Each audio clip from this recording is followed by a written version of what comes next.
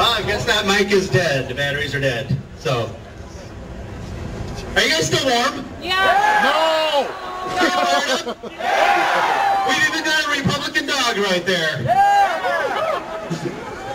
And he's proud to be Republican.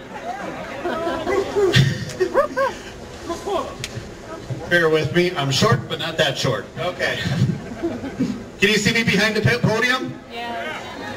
I thought I'd say it before you guys did. Our next speaker is a Wisconsin businessman. He grew up in Madison, is a UW graduate. Speaking of graduate, you know, I asked a recall petition circulator why he wants to recall Scott Walker. He says Scott Walker doesn't have a college degree, and I'm thinking to myself, Barack Obama has a degree from Harvard. How's that working out for us?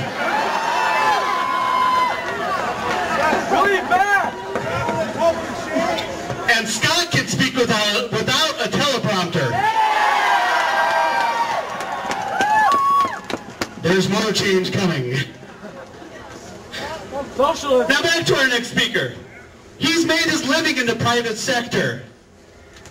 His businesses include commercial investment services all over the country. He's the classic definition of an entrepreneur. He's created hundreds of private sector jobs, unlike many of the Democrats that are complaining. Charity is also important in his life. Through his foundation, he builds homes and shelters for vulnerable children and families around the world. See, that's generosity.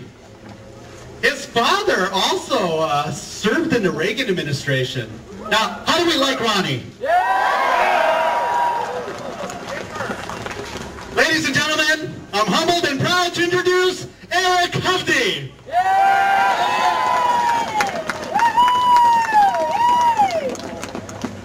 Doesn't everybody deserve to give a round of applause to the people that put this together today? Thank you, Paris. Thank you. You know, we just came through the holidays, and I, like you, during the holidays tend to reflect. And one of the things I kept reflecting on as we were going through this recall and hearing about it coming was a very important story for our country's history. It was a story that's a real story that made and gave hope to the 13 colonies. It happened 235 years ago. It's something that you all learned about in your history books. It was the story of the Battle of Trenton. Why am I talking about the Battle of Trenton? Because in December 25th, 1776, hello? George Washington took 24 Continental Army men that were ill-trained, lacking in food, lacking in clothing, didn't have the proper armaments, sitting out in the cold like we are night after night, and went across the Delaware River to defeat the Hessian mercenaries that the British had sent over to quash our 13 little colonies. Now, you may be asking yourself, why is this guy standing up here talking about that time, and how does it relate to the recall efforts? I'll tell you why. Because that was an act of sacrifice, enormous sacrifice, commitment that made this country, that gave hope to 13 colonies that turned into the United States of America, the greatest country in the history of mankind. So I think about it today, and I look at this recall effort, and I say, where is the sacrifice? None. There isn't. All our governor did, we had a broken state that he inherited, asked public employees to contribute a small amount to their health care and to their pension benefits. Where's the sacrifice?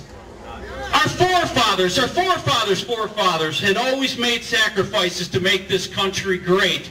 And here today, they can't even say, hey, we're going to stand up and contribute a little bit to the budget deficit. Well, you know what? Everybody has right to their opinion. But not everybody has a right to facts. And let's face it, there are 3 facts that we have to get out across the state to every citizen of this state.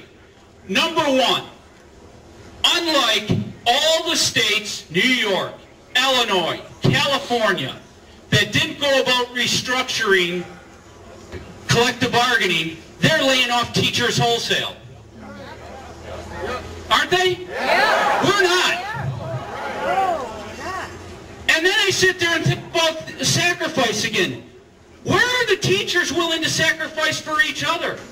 Because let's face it, many of the older teachers don't want to break collective bargaining, and yet if we didn't do that, a lot of younger teachers would be laid off. No lack of sacrifice on their part. So number 1, we have stemmed the loss of a lot of jobs. 2, how does that correlate to the quality of education? Scott Walker's protected our education. Teachers have constantly told us that it's the size of the classroom that counts. It's the percentages of students versus teachers. Do you realize we have one of the lowest percentages in the country? And all those states that didn't break collective bargaining, New York, Illinois, California, they're much higher and rising rapidly. Because they're laying them all off. Now let's deal with the last issue. All of us, as a business person and as a property owner and anybody that owns property here, we all know property taxes have increased for 11 straight years in this state.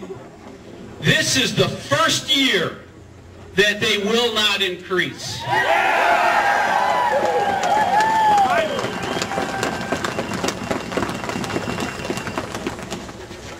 So when I think about it, here we have a governor that was willing to sacrifice his job to do the right thing.